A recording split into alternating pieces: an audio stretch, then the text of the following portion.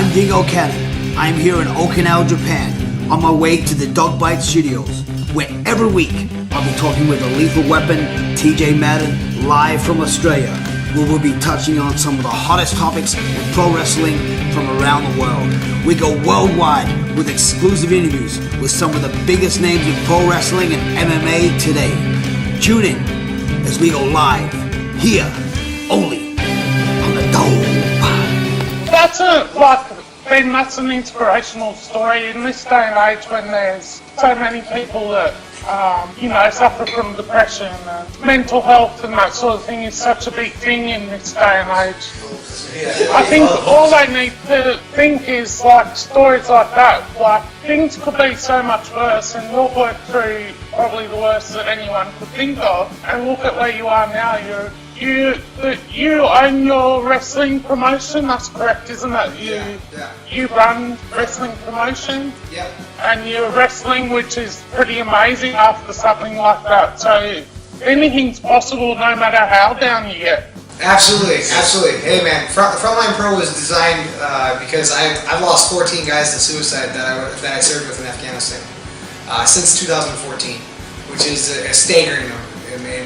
And I'd like to sit here and say, after a while you kind of like the pain kind of gets numb and it dulls a little bit, but every single one of them hurt just as much as the other one, if not more.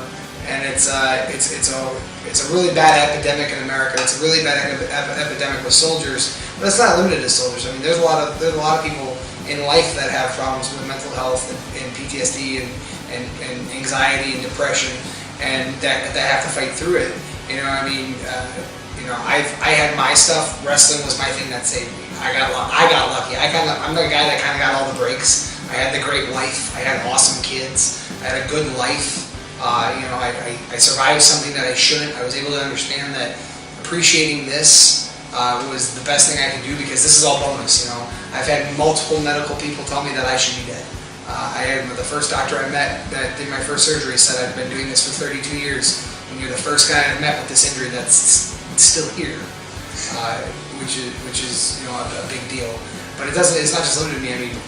Vic is over here I do the way you can handle your stuff is to me blows my mind, because I think if I had the situation that you did, I'm man enough to say I don't think I'd handle it as well as he does. So. Yeah, the depression is a rough thing. And it can come from a number of things. I lost count of how many concussions I had after I first started. I left in 2003, found out a couple years later that I actually had a fracture in a vertebrae in my neck at one point. I had 4 discs that were all herniated.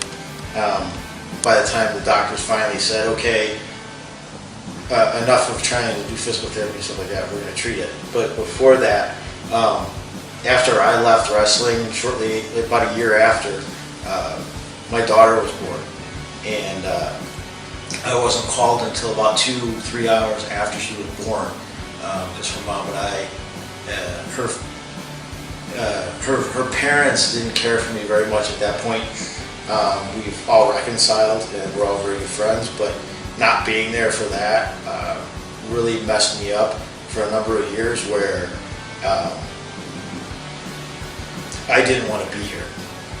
So just the head trauma in general that you deal with from being careless or a little on the crazy side. I walked the fine line for a number of years of whether I was crazy or stupid.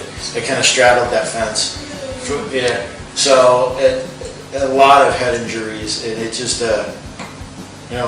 weeks at a time of just not getting out of bed because you just couldn't bring yourself to, and Ben fully understands, and I think that's probably the reason why we just get each other.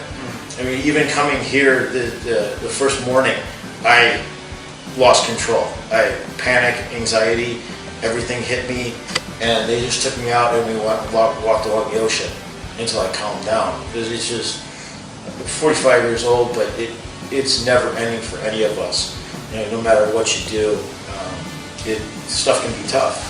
And my daughter, after I finally had my neck surgery, she was there, and I had all the tubes sticking out of my neck, and had the plate and screws in there. And, about a year after that, it was like finally, I missed wrestling, so I hadn't gone to a show or talked to anybody really in a long time. I went to a show and went to another show, kind of same as Ben. Went to another show and somebody in your ear, it was like, all right, well, let me go roll around and see how I feel. And went and did it, and went back for one more match so my daughter could see me wrestle live, and that was 9 years ago. And one more match became another match, yeah. became another match, became another match. And it gives you a purpose other than the normal 9-to-5 grind of life that just everybody does. There's always something missing, I think, for all of us, and that's why we do it. You know, whether it's like me going from football in college to getting cut from arena football, and then I've always been a fan of wrestling since 2nd grade, so it just kind of came natural. So, but yeah, I always felt with the number of injuries I had, my daughter saved me from killing myself in the ring, and then with a number of things that happened, it was going back to wrestling as what saved me from the depression after, and the 5-6 years off that I had. So it's therapy. Yeah. It is therapy for all of us, I think. You just have to look at it kind of cockeyed. It works that way. Exactly. Thank you for watching. We never expected what came out of shooting this episode, but mental health, depression, suicide has affected each and every one of us.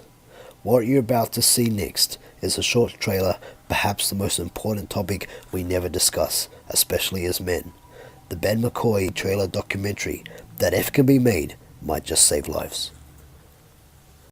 Hey everybody, my name is Eric Beach. I'm the director of a new film entitled Still Here.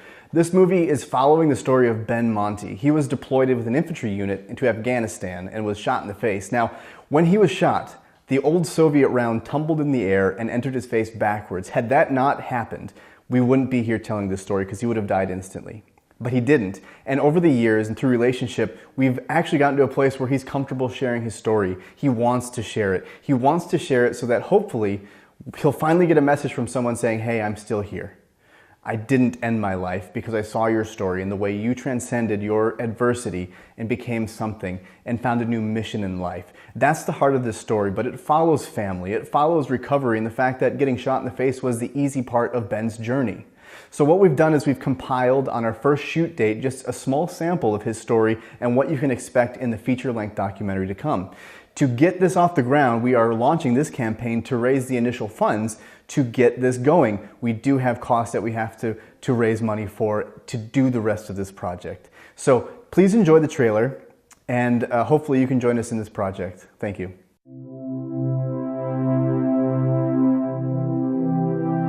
When you get shot in the face and you almost die, and you are literally at the point where you know that the next couple of breaths might be your last because you have no color in your skin, you've lost a ton of blood, trying to count your breaths so that you can stay awake, so that you keep your mind active, is a very unnerving thing. You know, getting shot in the face was the easiest part of my journey. It was the recovering that was the worst. Wrestling saved me.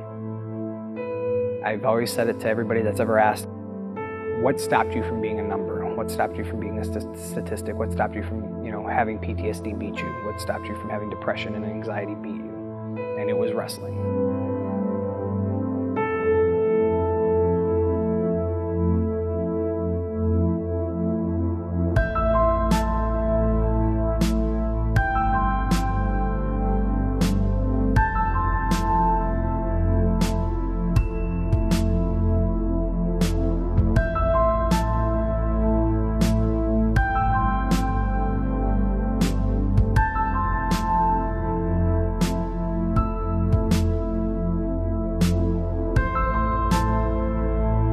I had my live day in August, and it was the 7-year anniversary of being shot. And I just remember thinking to myself that day,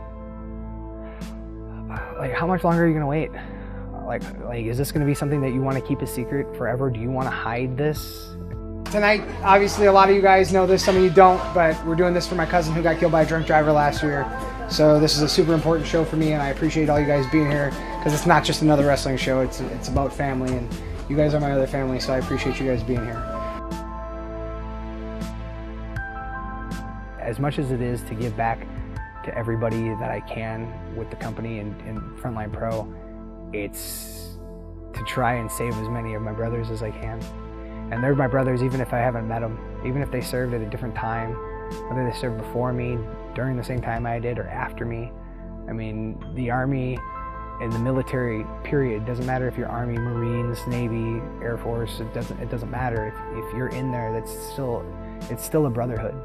Even if you're a woman, you're still in the brotherhood. That's the way it is. And if this can help any of them, to show them that, you know, all you got to do is find a new mission, and you're going to be all right, then that's what I'm going to do. I've lost 14 guys to suicide. I mean, since 2014. You know, that whole 22 a day thing, if I keep going on the trajectory I'm going on, is going to happen for me in the next 3 years. And I don't want to have any more guys gone. And if doing this helps that, then I have to be ready for them.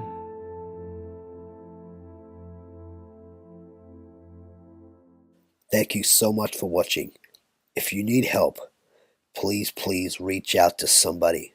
You're never alone.